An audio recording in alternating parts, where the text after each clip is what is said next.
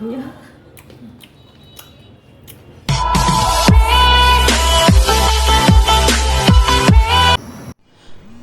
আলাইকুম। বরাবরই আমি আমার এই পেজটিতে একটু ভিন্ন এবং ব্যতিক্রমী খাবারের আইটেম তুলে ধরার চেষ্টা করি, তাতে কি ঘরে হোক কি বাইরে হোক। আজ আমি সেরকমই একটি ব্যতিক্রমী খাবার আপনাদের সামনে নিয়ে আসছি। গত বছরে এরকম সময় তরমুজের সিজনে আপনাদের সাথে শেয়ার করেছিলাম তরমুজের জুসের গুড়, এবং এটা আমি বানিয়ে দেখিয়েছিলাম এবং অনেকেই এটা ট্রাই করেছেন, সফলও হয়েছেন। এবং যারা এখনও ট্রাই করেননি, ভিডিওটি দেখে আপনারা ট্রাই করে দেখবেন। সেরকম স্বাদের গুড় হয়, একেবারেই সলিড গুড় পাওয়া যায় তরমুজের জুস থেকে। তো সেরকমই আমি যেহেতু তরমুজের সিজন চলছে, সেহেতু এখন আমি আপনাদের সামনে আরেকটি তরমুজের ব্যতিক্রমে আরেকটি রেসিপি নিয়ে আসলাম। আপনারা রেসিপিটি দেখে বাসায় ট্রাই করে দেখবেন, অনেক মজাদার একটি খাবার। তাহলে এই খাবারটি তৈরি করার জন্য প্রথমে আমি একটু পাকা তরমুজ নিয়েছি। এখন বাজারে প্রায় তরমুজ পেকে গিয়েছে, পাকা তরমুজ আপনারা বাজার থেকে খুব সহজেই সংগ্রহ করতে পারবেন।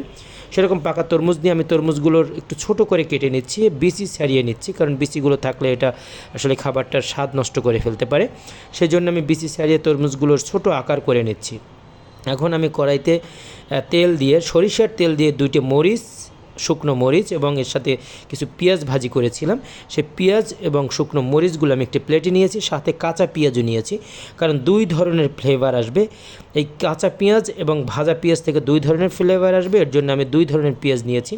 এখন এটি ভালো করে মেখে নিতে হবে, এতভাবে মসৃণ করে মাখতে হবে যেন কাঁচা পেঁয়াজ এবং ভাজা পেঁয়াজটা যেন দাঁতের নিচে না পড়ে, সেরকম মসৃণ করে ভালোভাবে মেখে নিতে হবে।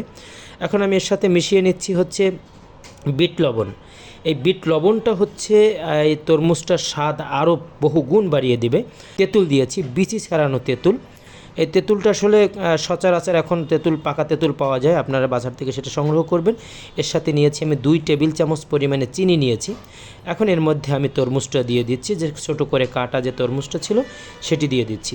এখন এর সাথে এটা ভালো করে মাখতে হবে, যেন যে মরিচের সাথে যে আমি যে তেঁতুল যেটা মেখেছিলাম তার সাথে তরমুজটাও ভালো করে মেখে নিতে হবে।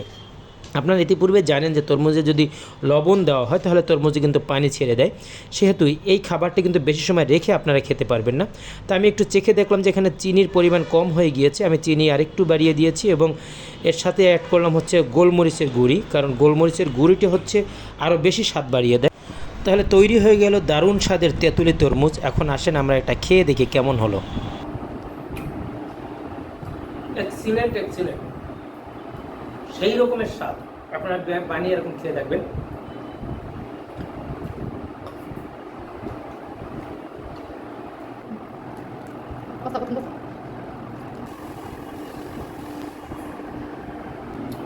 ঝাল হলে বেশি টেস্ট হয়, জন্য আমি একটু ঝাল দিয়ে বানিয়েছি। সেই রকমের মজা, খেয়ে দেখবেন। তাহলে বন্ধুরা, কথা কিন্তু একটাই, ভালো থাকবেন, ভালো রাখবেন, আমাদের চ্যানেলটা সাবস্ক্রাইব করবেন, লাইক করবেন, শেয়ার করবেন, কমেন্ট করবেন। দেখা হবে ঠিক অন্য কোনো ভিডিও নিয়ে, অন্য কোনো লোকেশনে। পর্যন্ত অপেক্ষায় থাকবেন। খুদা হাফেজ।